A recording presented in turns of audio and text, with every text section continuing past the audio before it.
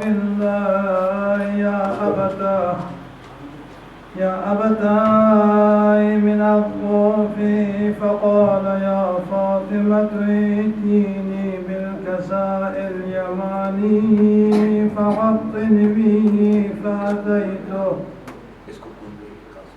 فأتيت بالكساء اليماني فغطيته به وسرت أنظر إليه وإذا وجهه يتلألأ كأنه البدر في ليلة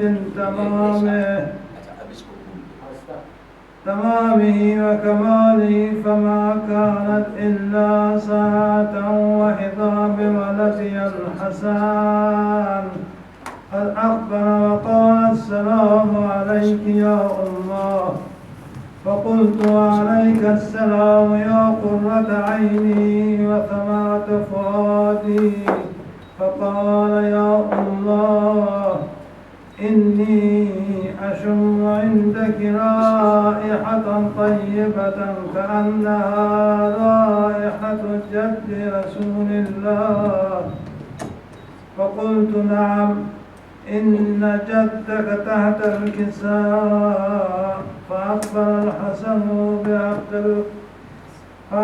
الحسن نحو الكساء وقال السلام عليك يا جداه يا رسول الله، أتأذن لي أن أدخل معك تحت الكساء؟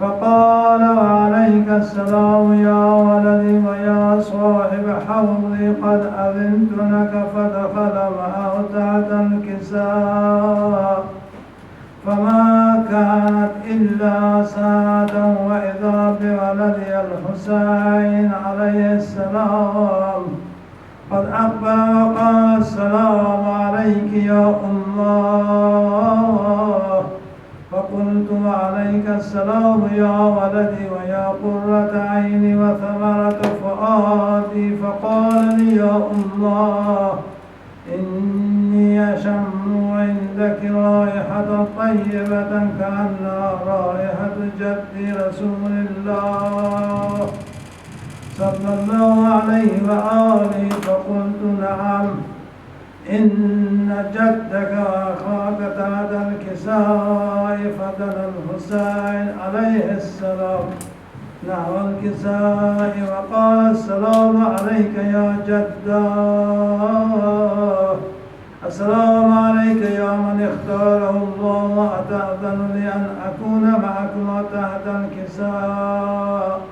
فقال وعليك السلام يا ولدي ويا شافع أمتي، قد أذنت لك، فدخل معهما تحت الكساء، فأقبل عند ذلك أبو الحسن علي بن أبي طالب وقال السلام عليك يا بنت رسول الله، فقلت وعليك السلام يا أبا الحسن ويا أمير المؤمنين، فقال يا فاطمة إني أشم عندك رائحة طيبة كأنها رائحة أخي وابن عمي رسول الله، فقلت نعم ها هو مع ولديك تحت الكساء، فأقبل علي نحو الكساء فقال السلام عليك يا رسول الله، أتأذن لي أن أكون معكم تحت الكساء؟ قال له وعليك السلام يا أخي ويا وسيي وخليفتي وصاحب لوائي، قد أذنت لك، فدخل علي عليه السلام تحت الكساء، ثم أتيت نحو الكساء وقلت السلام عليك يا أبتاه يا رسول الله، أتأذن لي أن أكون معكم تحت الكساء؟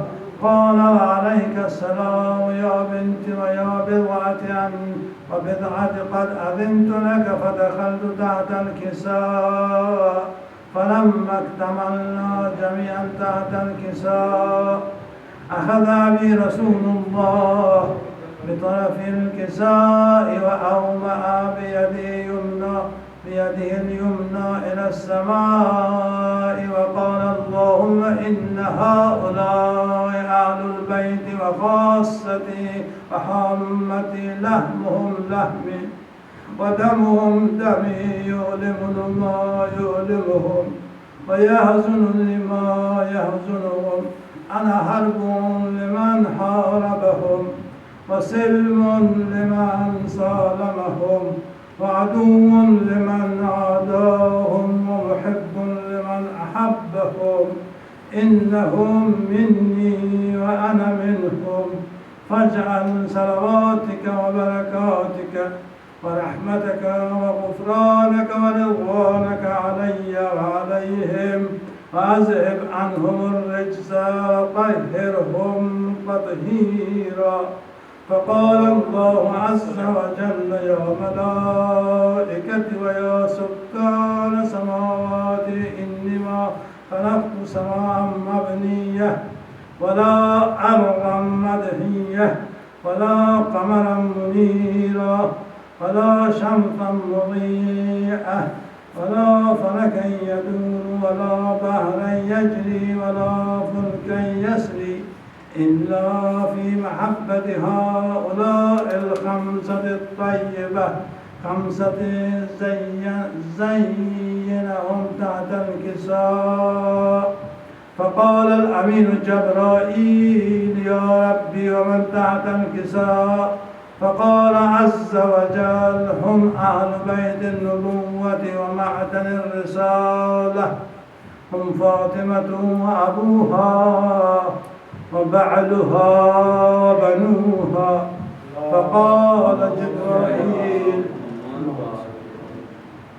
فقال جبرائيل يا رب أتأذن لي أن أهبط إلى الأرض لأكون معهم سادسا؟ فقال الله نعم قد أذنت لك. فحبط الأمين جبرائيل وقال السلام عليك يا رسول الله. العلي الأعلى يقرئك السلام ويخصك بالتحية والإكرام ويقول لك وعزتي وجلالي إني ما خلقت سماء مبنية ولا أرضا مدحية ولا قمرا منيرا ولا شمسا مضيئة ولا فلكا يدور ولا بحرا يجري ولا فلكا يسري إلا لأجلكم ومحبتكم. وقد أذن لي أن أدخل معكم فهل تأذن لي يا رسول الله؟ فقال رسول الله وعليك السلام يا أمين وحي الله إنه نعم قد أذنت لك. فدخل جبرائيل معنا تحت الكساء فقال لأبي إن الله قد أوحى إليكم يقول إنما يريد الله ليذهب عنكم الرجس أهل البيت ويطهركم تطهيرا. فقال اللهم صل على محمد وآل محمد. فقال علي عليه السلام لأبي يا رسول الله أخبرني ما لجلوسنا هذا تحت الكساء من الفضل عند الله. فقال النبي الذي بعثني بالحق نبيا واصطفاني بالرسالة نجيا ما ذكر خبرنا هذا في محفل من محافل أهل الأرض وفيه جمع من الشيعتنا ومحبنا إلا ونزلت عليهم الرحمة فحفت بهم الملائكة واستغفرت لهم إلى أن يتفرقوا. فقال علي إذا والله فزنا وفاز شيعتنا ورب الكعبة. فقال النبي ثانيا يا علي والذي بعثني بالحق نبيا واصطفاني بالرسالة للرسالة نجيا ما ذكر خبرنا هذا في محفل من محافل أهل الأرض، وفيه جمع من شيعتنا ومحبنا وفيهم مهموم إلا وفرج الله همه ولا مغموم، إلا كشف الله غمه ولا طالب حاجة إلا قضى الله حاجته. فقال علي إذا والله فزنا وسعدنا، وكذلك شيعتنا فازوا وسعدوا في الدنيا والآخرة ورب الكعبة. اللهم صل على محمد وآل محمد وعجل فرجهم والعن عدوهم.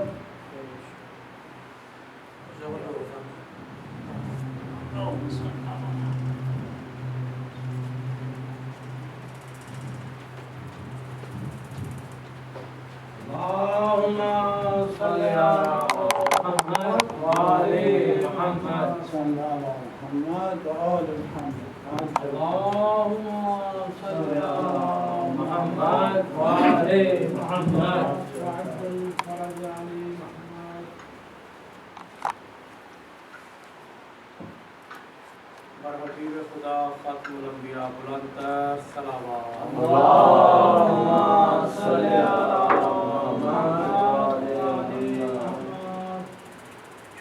نعرہ تکبیر، اللہ اکبر. نعرہ رسالت، یا رسول اللہ.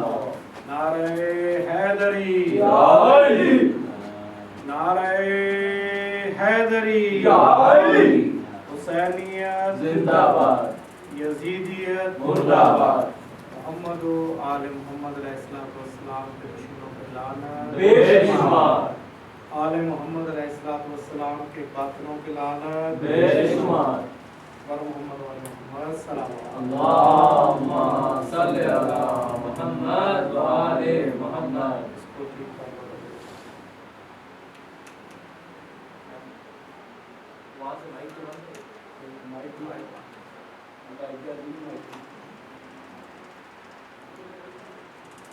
کی بیٹری کو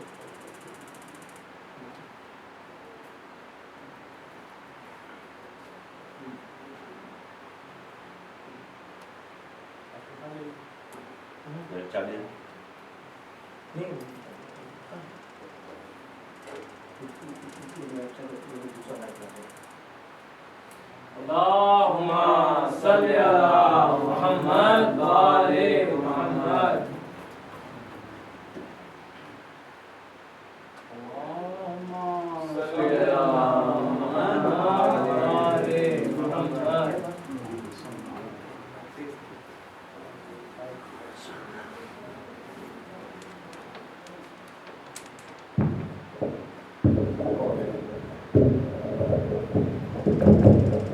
اللهم صل على محمد وآل محمد. وعجل فرجهم.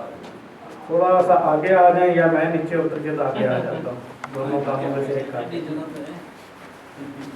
آپ درود شریف پڑھیں. اللهم صل على محمد وآل محمد. اعوذ باللہ من الشیطان اللعین الرجیم.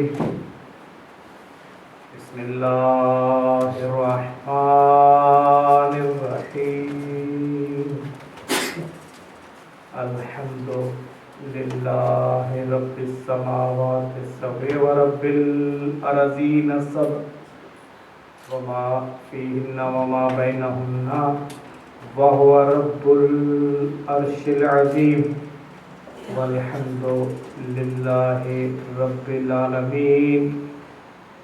الصلاۃ والسلام والتحیۃ والاکرام لسید الانام سیدنا ونبینا وطبیب نفوسنا وشفیع ذنوبنا وحبیب قلوبنا حبیب الہ العالمین سید المرسلین سید الثقلین جد الحسن والحسین بالقاسم.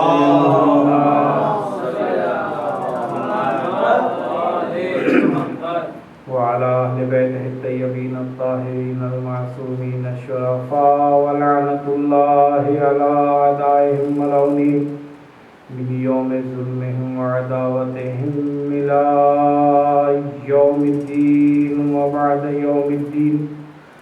أما بعد فقد قال الله سبحانه وتعالى في كتابه المبين والفرقان المجيد وقوله الحق وهو أصدق القائلين. بسم الله الرحمن الرحيم. يا أيها الذين آمنوا كتب عليكم الصيام كما كتب على الذين من قبلكم لعلكم تتقون. صلوات. اللهم صل على محمد وآل محمد. میرے نہایت معزز اور محترم سامعین اکرام، پروردگار عالم کا احسان عظیم ہے، اس نے ہمیں حضرت انسان بنا کے خلق فرمایا ہے، ورنہ اس کی قدرت کاملہ کے ہاتھ میں تھا اگر ہمیں کوئی حیوان بنا دیتا، چرند پرند درند حشرات الارض ایک چیونٹی بنا دیتا، ہماری کیا مجال تھی کہ ہم کہتے ہم نہیں بننا چاہتے؟ تھی کسی کی مجال؟ ہماری تو یہ مجال نہیں ہوئی کہ ہم کہتے ہیں ہمیں جاپان میں پیدا کر، پاکستان میں پیدا کر دیا، لیکن یہ اس کی کرم نوازی ہے کہ اس نے ہمیں انسان بنا کے اشرف المخلوقات ہونے کا درجہ عطا فرمایا. یہ بہت بڑی بات ہے. پوری کائنات ہمارے لیے پروردگار عالم نے مسخر کر دی، حضرت انسان بنا کے بھیجا، اور انسان بنانے کے بعد پھر اس نے ایک اور بہت بڑا ہمارے اوپر احسان فرمایا، احسان عظیم فرمایا کہ اس نے ہمیں کسی یہودی کے گھر میں پیدا نہیں کیا، کسی عیسائی، ہندو، مجوسی، سکھ، کسی ملحد کے گھر میں پیدا نہیں فرمایا. یہ اس کا احسان عظیم ہے کہ انسان بنانے کے بعد اس نے ہمیں اس نبی کا کلمہ گو اور امتی بنا کے پیدا فرمایا کہ جس نبی کا اتنا درجہ ہے کہ انبیاء بنی اسرائیل یہ کہتے تھے، دعا کرتے تھے، پروردگار اے کاش تو ہمیں امت محمدیہ میں سے قرار دے. وہ نبی کہ جس کا کلمہ پڑھنے کی بدولت دیگر انبیاء کو نبوتیں عطا کی پروردگار عالم نے، اس نبی کا ہمیں امتی بنا کے بھیجا. یہ دوسرا احسان عظیم ہمارے اوپر فرمایا. اور پھر اس کے بعد ہمیں عام مسلمان نہیں رکھا. نبی پاک کے کلمہ گو بہت سارے ہیں. یہ اس کا احسان عظیم ہے کہ اس نے ان میں سے بھی چن کے ہمیں موالیان حیدر کرار میں سے پیدا کیا. نعرہ تکبیر، نعرہ رسالت، نعرہ حیدری، حسینیت زندہ باد، حسینیت زندہ باد، یزیدیت زندہ باد، منکران اہل بیت پہ لعنت بے شمار، منکران اہل بیت پہ لعنت بے شمار. یہ بہت بڑا احسان عظیم ہے، اس لیے کہ موالیان حیدر کرار کی یہ عظمت ہے، یہ عزت ہے پروردگار عالم کی نظر میں کہ جو موالیان حیدر کرار ہوں گے ان کے لیے پروردگار عالم نے جنت کو خلق فرمایا، ان کی خدمت کے لیے حوران جنت کو خلق فرمایا. اور موالیان حیدر کرار کی شان یہ ہے کہ جب وہ اپنا قدم پل صراط پہ رکھیں گے، پل صراط کیا ہے کہ بال سے زیادہ باریک اور تلوار کی نوک دھار سے زیادہ تیز، اور ہے بھی جہنم کے اوپر، اور اس کے اوپر جب کسی مومن نے قدم رکھنا ہے تو جہنم پکار کے کہے گی جز یا مومن جز، اے مومن جلدی سے گزر جا، اس لیے کہ جب سے تو نے قدم رکھا ہے میری آگ ٹھنڈی ہونا شروع ہو گئی۔ اور پھر موالیان حیدر قرار دینے کے باوجود پروردگار عالم نے ہمارے اوپر یہ احسان عظیم فرمایا کہ ہمیں ماتم دار مظلوم کربلا کرا۔ یہ بھی بہت بڑی سعادت کی بات ہے۔ آپ حضرات اپنے آپ کو کم نہیں سمجھیں، میں مجلس پوری پڑھوں گا، آپ پوری سنیں، یہ آپ پہ ڈیپینڈ کرے گا۔ اگر آپ خاموشی سے بیٹھے رہیں گے تو میں بھی خاموشی سے پڑھنا شروع کر دوں گا۔ ہاں، یہ آپ پہ ڈیپینڈ کرتا ہے کہ اگلا بندہ پھر غسل وضو کے مسئلے بتائے آپ کو یا آپ کو مولا کی بتائے۔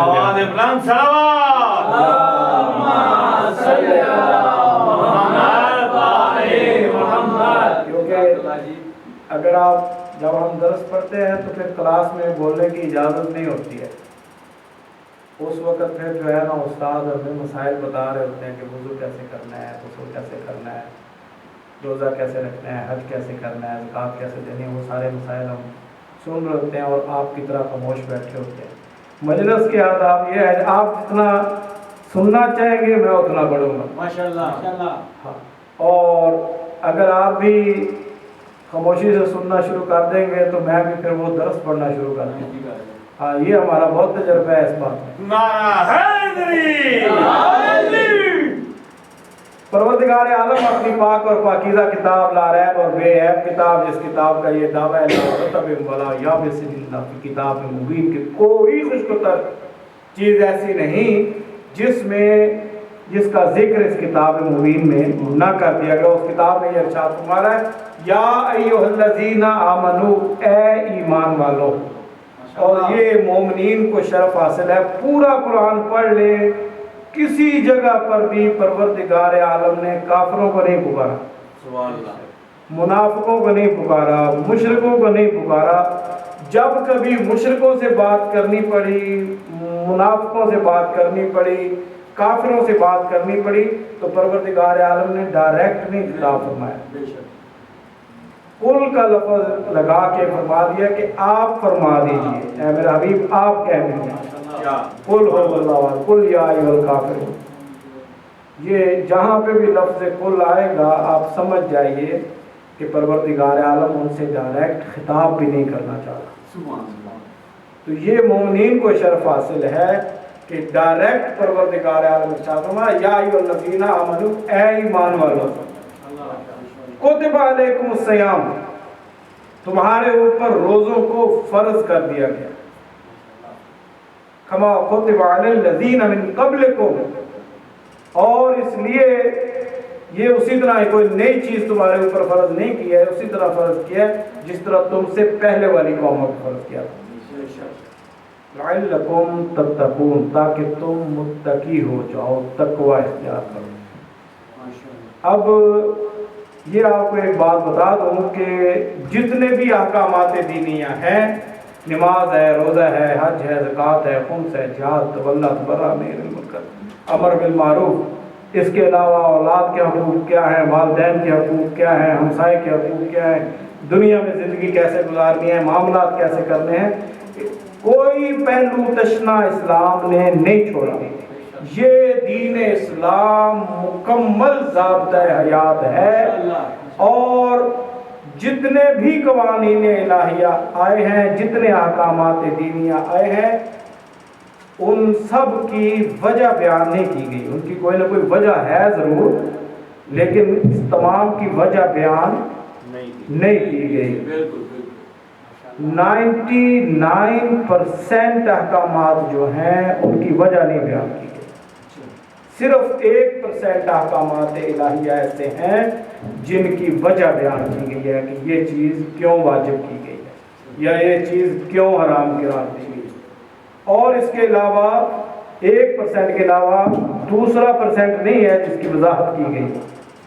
لیکن اب یہ علم کی اتنی بہار آئی ہوئی ہے کہ ہر مولوی صاحب ہر چیز کے اوپر جو ہے وہ فتوے بھی دیے جا رہے ہیں اور اس کی تشریحیں بھی بیان کیے جا رہے ہیں. نماز کیوں فرض ہوئی ہے, روزہ کیوں فرض ہوا ہے, حج کیوں فرض ہوا ہے. یہ میں آنے سے پہلے کچھ دن پہلے ہمارے ہاں بہت سارے اپنے مومنین کے بھی چینل چل گئے ہیں, تو ایک مولوی صاحب ماشاءاللہ وہ روزے کی فضیلت بیان کرتے ہوئے یہ فرما رہے تھے کہ دیکھیں وہ ڈاکٹر بھی ہیں کہلاتے, حالانکہ وہ پی ایچ ڈی کر کے ڈاکٹر بنے ہیں, کوئی طب کے حساب سے ڈاکٹر نہیں ہیں, لیکن وہ ماشاءاللہ جو ہیں کیونکہ عالم دین بھی. تو وہ فرما رہے تھے کہ روزہ فرض اس لیے کیا گیا ہے کہ جب بندے کو بھوک لگتی ہے تو اندر اس کی چربی ہے نا پیٹ کی, پھر وہ گلنا شروع ہو جاتی ہے. اور سال میں پروردگار عالم نے 1 مہینہ جو روزے فرض کر دیے ہیں, اس کا مقصد یہ ہے جو فاضل چربی بن چکی ہے نا سارا سال, تو وہ ضائع ہو جائے. بھائی یہ چربی جلانے کے لیے روزہ فرض نہیں کیا گیا. فائدے ہیں, ہو سکتا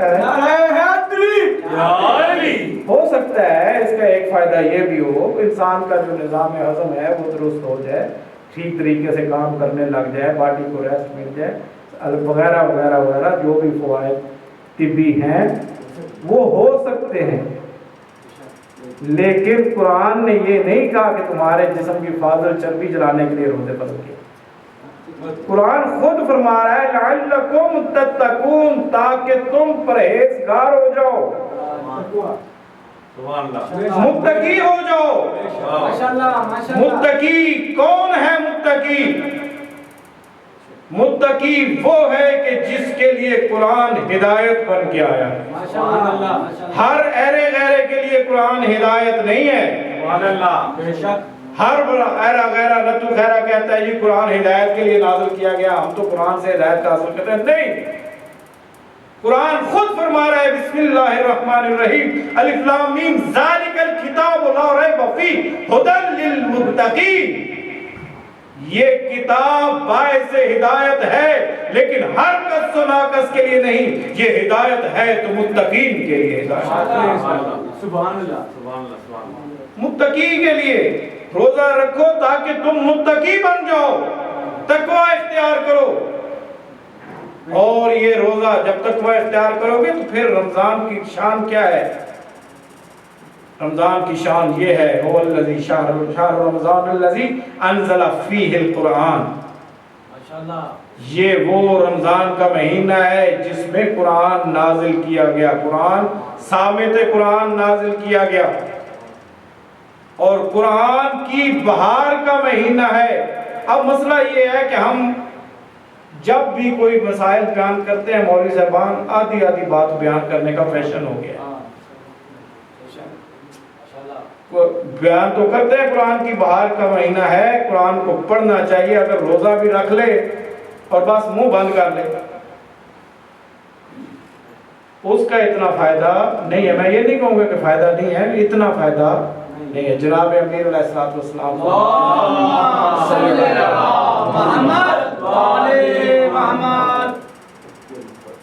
کہ پیٹ کے روزے سے بہتر ہے منہ کا روزہ. بھوکا رہنا یہ روزہ نہیں, اپنی زبان پہ بھی کنٹرول, اور زبان کے روزے سے بہتر ہے تمہارے دل کا روزہ.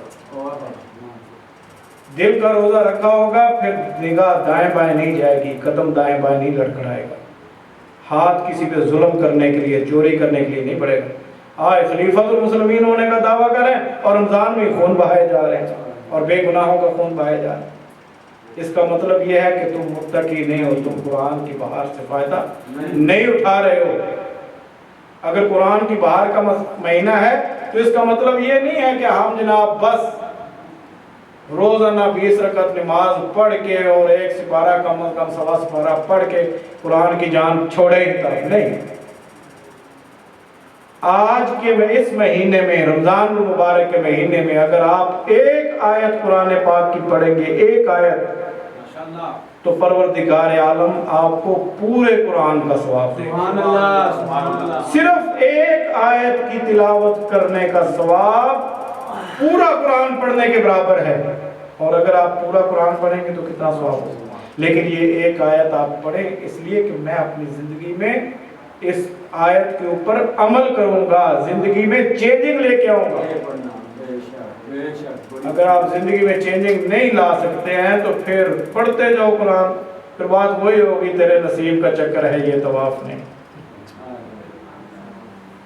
متقی بنو, یہ قرآن کی تلاوت کرو. قرآن کی بہار کا مہینہ ہے, اور اگر قرآن کی بہار کا مہینہ ہے تو پھر قرآن کے واجبات کیا ہیں, اس کو پڑھنے کے آداب کیا ہیں وہ بھی سنو. سرور کائنات فخر موجودات لائق صلوات حضرت محمد مصطفیٰ صلی اللہ علیہ وسلم ارشاد فرماتے ہیں من مضت ثلاثۃ ایام ولم یکرہ قل ھو اللہ احد وماتۃ موت میتتن ابو لہب و ابو جہل. کوئی بندہ 3 دن گزر جائیں, 3 دن, اور 3 دن میں اس کو موت آ جائے اور اس نے ان 3 دنوں میں سورہ قل ھو اللہ احد کی تلاوت نہ کی ہو تو بھلے سے وہ کتنا ہی حاجی ہو, نمازی ہو, پرہیزگار ہو, ماتا میتتن ابو لہب و ابو جہل, یاد رکھو وہ ابو لہب اور ابو جہل کی موت مر گیا.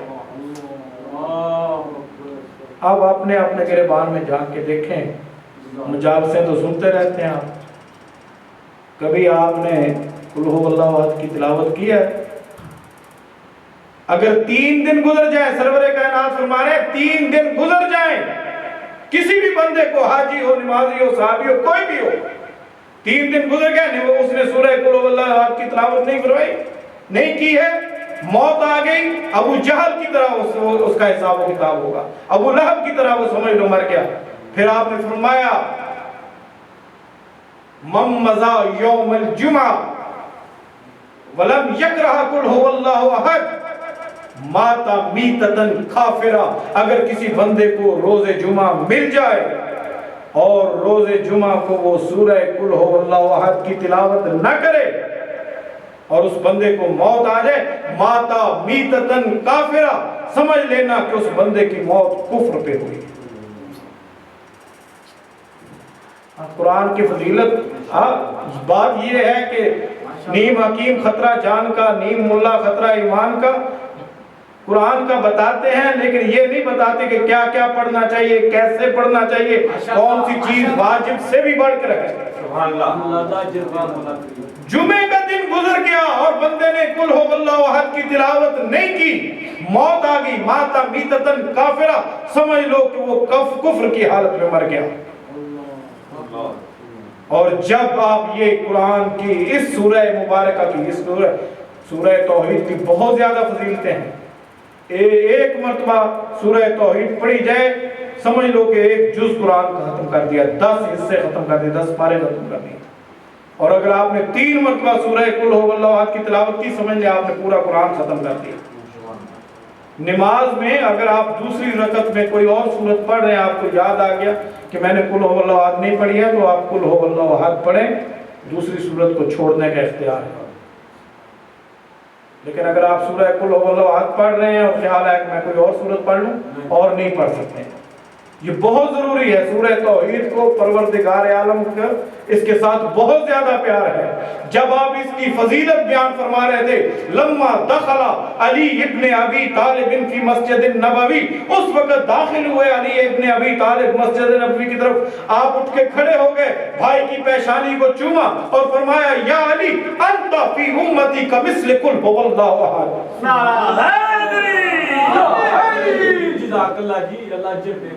سامعین قرآن کی فضیلت یہ ہے کہ اگر تم نے 3 دن تک سورہ قل ھو اللہ احد کی تلاوت نہ کی اور موت آ گئی تو سمجھو ابو لہب کی موت مر گئے. اور سامعین قرآن کی فضیلت یہ ہے کہ اگر یوم جمعہ کو پایا تم نے سورہ قل ھو اللہ احد کی تلاوت نہ کی, موت آ گئی, سمجھ لو کافر مر گئے. تو ناطق قرآن کے متعلق سرور کائنات کا فرمان ہے کہ یاد رکھو اگر سامعین قرآن کا ذکر نہ کرو گے تو موت آئے گی, ابو لہب کی موت مرو گے. اور اگر 3 دن گزر گئے اور 3 دن میں تم نے میرے بھائی علی ابن ابی طالب کا ذکر نہ کیا, سمجھ لینا ابو جہل کی موت مرے, ابو لہب کی موت.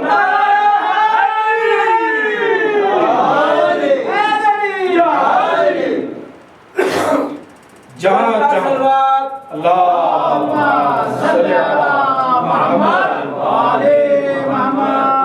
آدھی بات بتاتے ہیں آدھی نہیں بتاتے ہیں، اور دین خراب ہی اسی وجہ سے ہوا۔ واضح طور پر 110 راویان حدیث ایسے ہیں جنہوں نے اس حدیث کی روایت کی ہے، اور ایک راوی ضعیف ہے جس کے بارے میں پتہ نہیں اس نے دوسری حدیث کی روایت کی ہے، اس کو پکڑ لیا ہے، جو اصل روایت ہے اس کو چھوڑ دیا۔ نبی پاک صلی اللہ علیہ وسلم نے فرمایا کہ انی تارکن فیکم الثقلین کتاب اللہ و عطرتی اہل بیتی ما ان تمسکتم لن تضلوا بعدی ابدا۔ میں تم میں دو گراں قدر چیزیں چھوڑ کے جا رہا ہوں، ایک قرآن ہے اللہ کی کتاب، اور دوسری میری اہل بیت۔ 110 سے زیادہ صحابہ نے اس بات کی روایت کی ہے، اور ایک ضعیف راوی نے یہ کہا تھا جس کے نام کا ہی پتہ نہیں، کتاب اللہ و سنتی۔ اب سنت کو پکڑ لیا ہے، اور وہ بھی سنت کیا، کون سی سنت؟ کہ جو ابو ہریرہ بولے گا وہ سنت ہے، جو معاویہ بولے گا وہ سنت ہے، جو شمر اور یزید روایت کریں گے وہ سنت ہے؟ نہیں۔ اگر سنت کو بھی دیکھنا ہے تو پھر یہ دیکھنا کہ آل محمد نے کیا فرمایا۔ اللہم صلی علی محمد و آل محمد۔ یہ برادران کے پاس جو حدیث کی کتابیں ہیں زیادہ سے زیادہ 7,500 حدیثیں ہیں ان کے پاس۔ یہ شیعان حیدر قرار کو فخر ہونا چاہیے، آپ لوگوں کو فخر ہونا چاہیے، آپ کے پاس 1.5 لاکھ سے زیادہ حدیثیں ہیں ماشاءاللہ۔ لیکن معذرت کے ساتھ بدقسمتی کی بات یہ ہے کہ ہمارے پاس ہمیں ان کتابوں کے نام ہی نہیں آتے، کون کون سی کتابوں میں ہمارے پاس حدیثیں موجود ہیں۔ ہم اپنے مسجد امام بارگاہ کو وہ اہمیت ہی نہیں دیتے۔ یہ مسجد میں آنے کا ثواب اگر آل محمد کا نام لوگے پھر ہوگا۔ روزہ رکھنے کا ثواب آل محمد کی وجہ سے ہے، حج کا ثواب آل محمد کی وجہ سے ہے۔ لیکن اگر آپ ان کو ایک طرف کنارے کر کے پھر جو مرضی کرتے رہو، مولا کائنات کے متعلق سرور کائنات نے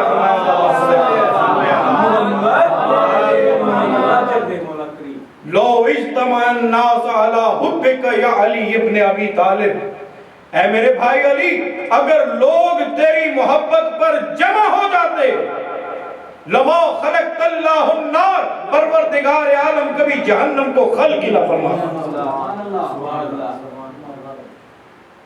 اور میرے دوستوں، میرے عزیزوں، میرے بھائیوں، ایک دوسرے کے ساتھ پیار محبت کیا کرو۔ آپ لوگوں کی بڑی عزت ہے، بڑی عظمت ہے پروردگار عالم کی نظر میں۔ ایک مومن جب کسی دوسرے مومن کی فقط ملاقات کے لیے جاتا ہے تو اس کی روح کو روک کے فرشتہ پوچھتا ہے لماذا جئتی، کیوں آئے ہو؟ وہ کہتا ہے لزورو اخی المومن، میں اپنے مومن بھائی کی زیارت کے لیے آتا ہوں۔ اس وقت فرشتہ کہتا ہے یبشرک بالجنہ، پروردگار عالم بس تمہارے بھائی کی زیارت کے لیے آنے کی وجہ سے تمہیں جنت کی بشارت ہے۔ یہ ایک مومن دوسرے مومن بیٹھے ہیں نا، کہیں چلو جی اور ذرا عباس شاہ صاحب چائے پی کے آ جاتے ہیں، آپ چائے پینے کے لیے جا رہے ہیں، لیکن پروردگار عالم آپ کو اس کے بدلے میں کیا عطا فرما رہا ہے؟ جنت عطا فرما رہا ہے۔ مومن بیمار ہو گیا ہے، مومنہ بیمار ہو گیا ہے جی، وہ فلاں صاحب بھی مومن بیمار ہو گیا، ذرا ان کی عیادت کر رہے ہیں۔ اس کا اتنا ثواب ہے کہ آپ لوگ کس دنیا میں رہ رہے ہیں مجھے تو اس بات کا علم نہیں ہے۔ ہر شیعہ مولا کائنات فرما رہے ہیں وہ میرا شیعہ نہیں ہے کہ جس کے دل میں سوئی کی نوک کے 1000ویں حصے کے برابر بھی شک آ جائے کہ وہ جہنم میں جائے گا، وہ میرا شیعہ ہی نہیں ہے۔ سبحان اللہ، سبحان اللہ۔ آپ جو شیعہ ہو، آپ فقط بخشے ہوئے نہیں، آپ 6 7 ان گناہگاروں کی بخشش کروا سکتے ہو کہ جن کے اوپر جہنم واجب ہو چکی ہو۔ اپنی عزت کو سمجھیں، اپنی عظمت کو سمجھیں، ایک دوسرے کے بارے میں بات کرتے ہوئے پہلے یہ سوچیں کہ سرور کائنات نے فرمایا ہے المومن مرآۃ المومن، ایک مومن دوسرے مومن کے لیے آئینے کی طرح ہے۔ اگر آپ کو اپنے بھائی میں کوئی خرابی نظر آ رہی ہے تو سمجھیں کہ یہ مجھ میں بھی خرابی ہے۔ پہلے اسے آرام سے بتائیں، کسی تیسرے بندے کو بتانے کی ضرورت نہیں ہے۔ شیشہ جو ہے یہ صرف آپ کو بتاتا ہے کہ آپ کے ادھر داغ لگا ہوا ہے یا ادھر داغ لگا ہوا ہے۔ آپ دیکھ کے چلے جائیں گے، جو دوسرا آئے گا اسی کی شکل دکھائے گا، آپ کے متعلق نہیں بتائے گا کہ ابھی بٹ صاحب گئے ہیں ان کے چہرے کے اوپر سیاہی لگی ہوئی تھی، نہیں۔ آپ اپنی عزت کو، اپنی عظمت کو سمجھنے کی کوشش کریں کہ آپ کو عزت جو ملی ہوئی ہے پروردگار عالم نے کتنی عزت دی ہے، اس عزت کو سمجھیں۔ اور کس کی بدولت دی ہے؟ ولایت علی ابن ابی بے طالب، شک ماشاءاللہ جی، جزاک اللہ، بے شک ولایت علی ابن ابی طالب کی بدولت جتنی بھی مومن کو عزت، عظمت، بزرگی ملی ہے، بخشش کا سامان ملا ہے، وہ صدقہ ولایت علی ابن ابی طالب۔ آج مجھے یہ حیرانگی ہوتی ہے کہ لوگ جو ہیں وہ پوچھتے ہیں کہ جی وہ ولایت پڑھنی چاہیے نہیں پڑھنی چاہیے، نماز باطل ہو جاتی ہے۔ ارے میرے بھائی، دوست، عزیز، بزرگ آ گئے بڑے جلدی سے، جب پوچھا گیا کہ جی ماشاءاللہ وہ میں جو ہے تشہد میں علی ولی اللہ پڑھتا ہوں، میری نماز تو نہیں باطل ہو جاتی؟ انہوں نے کہا باطل ہو جاتی ہے، ماشاءاللہ تیری نماز باطل ہو جاتی ہے۔ اب وہ اس نے کہا لو جی میرا مسئلہ حل ہو گیا، آغا صاحب نے فرما دیا، مجتہد نے کہہ دیا۔ جب جانے لگا انہوں نے کہا ٹھہر، سن جا، پورا بات سن جا، تیری نماز باطل ہو جاتی ہے، اگر میں پڑھوں میری نماز باطل نہیں ہوتی۔ ماشاءاللہ سرکار یہ کیا مسئلہ ہوا؟ انہوں نے کہا کہ تو شک کے ساتھ پڑھ رہا ہے، سبحان اللہ، اگر تجھے شک ہوگا تو شک والی عبادت حرام باطل، بے شک پڑھنا ہے پھر یقین کے ساتھ۔ اور ہم نے مولا کی ولایت اس لیے نہیں مانی کہ کسی ملا نے کہا ہے، کسی مفتی نے کہا ہے، نہیں، مولا کائنات کی ولایت اگر ہم نے تسلیم کی ہے تو یا اللہ کے پاک کلام سے، یا نبی پاک کے پاک فرمان سبحان سے۔ اللہ، سبحان اللہ، نبیوں کا سردار نبی جو ہاتھ پکڑ کے کہہ رہا ہے من کنت مولا ہو فہذا علی مولا، اس کے لیے پروردگار عالم فرما رہا ہے کہ یا ایھا الرسول بلغ ما انزل الیک من ربک فإن لم تفعل فما بلغت رسالتہ، اے میرا حبیب اس کی ولایت کا اعلان کر دیجئے، اگر آپ نے ولایت علی ابن ابی طالب کا اعلان نہ کیا میں سمجھوں گا کہ آپ نے کوئی کار رسالت انجام ہی نہیں دیا۔ ارے وہ نبی جس کا کلمہ پڑھنے کی بدولت ابراہیم خلیل اللہ بنتا ہے، اسماعیل ذبیح اللہ بنتا ہے، موسیٰ کلیم اللہ بنتا ہے، عیسیٰ روح اللہ بنتا ہے، آدم صفی اللہ بنتا ہے، اگر وہ نبی ولایت علی ابن ابی طالب کا اقرار نہ کرے تو اس کی ساری رسالت ضائع ہوتی ہے۔ اس کی صرف رسالت ضائع نہیں، 1,24,000 پیغمبران و مرسلین کی محنت غارت جاتی ہے۔ اگر اس کی ولایت کا اعلان نہ کرے تیری 2 ٹکے کی نماز کی فضیلت ہی کیا ہے؟ سبحان اللہ، سبحان اللہ، تو اپنے 2 ٹکے کی نمازوں میں ماشاءاللہ پوری رسالت نبویہ جو ہے وہ داؤ پہ لگی ہوئی ہے۔ میرا حبیب اگر آپ نے یہ تبلیغ نہ کی، یہ اعلان نہ کیا، اور ہم ابھی اسی چکر میں پڑے ہوئے ہیں، ہماری نماز باطل ہوگی نہیں ہوگی، نہیں میرے دوستو، عزیزو، بزرگو، بھائیو، آپ اپنے آپ میں یقین پر، منزل یقین پہ آئیں اور متقی بننے کی کوشش کریں۔ متقی کیا ہے اس کو بھی سمجھ لیں، ساری میٹھی بولیاں نہیں کھائیں۔ متقی کیا ہے؟ اسی قرآن میں پروردگار عالم اسی سورہ بقرہ میں ارشاد فرما رہا ہے الف لام میم ذالک الکتاب لا ریب فیہ ھدی للمتقین الذین یؤمنون بالغیب وَيُقِيمُونَ الصَّلَاةَ وَمِمَّا رَزَقْنَاهُمْ يُنْفِقُونَ۔ ماشاءاللہ جی، جزاک اللہ، جزاک اللہ۔ مومن وہ ہے جو غیب پر ایمان رکھے۔ غیب کیا ہے؟ اللہ کسی کو نظر آئے؟ فرشتہ کسی کو نظر آئے؟ آنا کہ ہر ایک کے پاس اس میں ہے، اور جس کو نظر آتا ہے وہ بتانے کے قابل نہیں رہتا ہے۔ اچھا، کسی نے نبی پاک کو دیکھا ہے؟ باقی انبیاء کو کسی ایک نے نہیں دیکھا ہے۔ پرانی کتابیں جو نازل ہوئی وہ دیکھی نہیں دیکھی، یہ سب کچھ غیب ہے۔ یہ سب ہم مانتے کیوں ہیں؟ اس لیے کہ صادق اور امین نبی نے ہمیں بتایا۔ وہ صادق اور امین نبی کہ جس نے ایک پہاڑ کے دامن میں قریش کو جمع کر کے کہا تھا کہ اگر میں کہوں کہ اس پہاڑ کے پیچھے ایک لشکر آ رہا ہے، جو تمہارے اوپر حملہ آور ہونے والا ہے، بتاؤ تم کیا کہو گے؟ کہتے ہیں ہم یقین کریں گے۔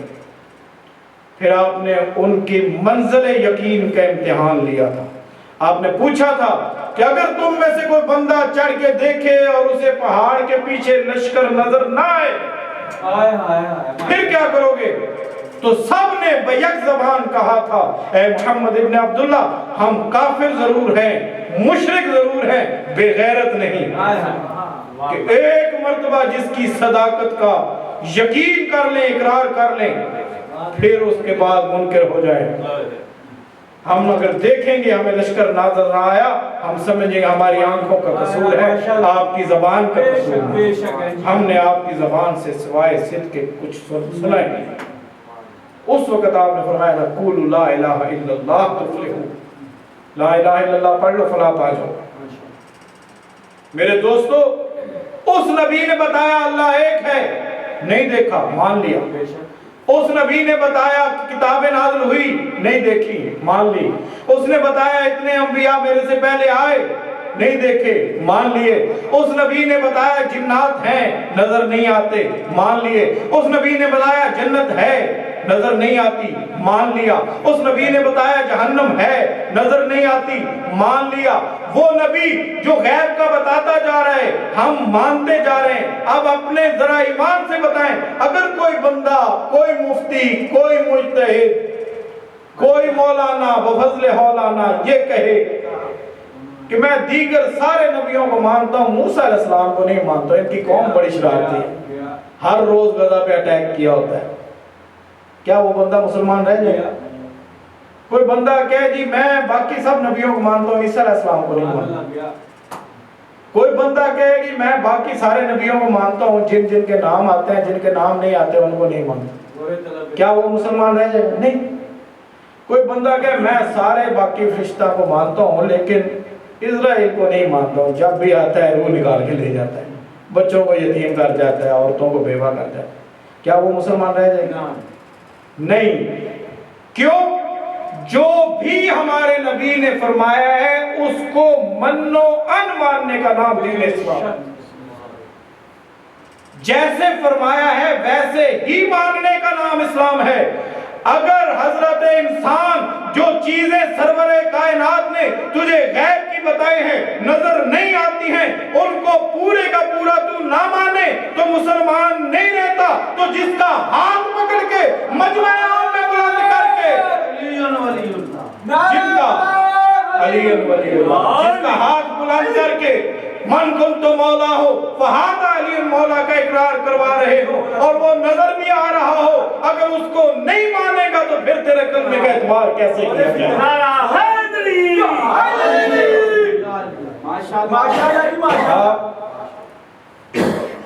یہ متقی کی نشانی ہے کہ غیب کے اوپر نشان ایمان رکھے۔ متقین الذین یؤمنون بالغیب، اور ایک غیب وہ بھی ہے کہ جو پردہ غیبت میں ہمارے اوپر نظر رکھے ہو۔ اللہم صلی علی محمد۔ یؤمنون بالغیب ویقیمون الصلاۃ، اور متقی کی نشانی یہ ہے کہ وہ نماز کو قائم رکھے۔ یہ نہیں ہے کہ لنگر کھائے اور نماز میں غائب ہو جائے۔ ہاں جی، یہاں پر تو آپ ماشاءاللہ لنگر کھا کے پھر نماز پڑھ لیتے ہیں، ہمارے ہاں یہ ہوتا ہے ہم کہتے ہیں نہیں نماز کے بعد لنگر دیں گے، کیونکہ کئی مرتبہ کا تجربہ ہے کہ نماز پڑھتے ہی نہیں ہے، پھر وہ بھاگ جاتے ہیں، وہ یہ بہانہ بنا لیتے ہیں سم ٹائم، یہ علی